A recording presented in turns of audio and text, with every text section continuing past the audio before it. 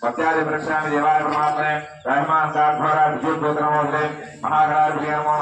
सोममाग्रापयामि एवं तस्यामि दोपादीपानंतरसिका आदिकर्मयामि नैवेद्यं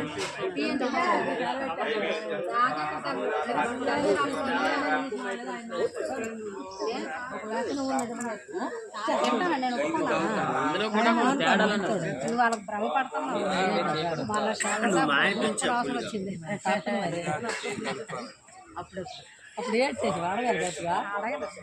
కదా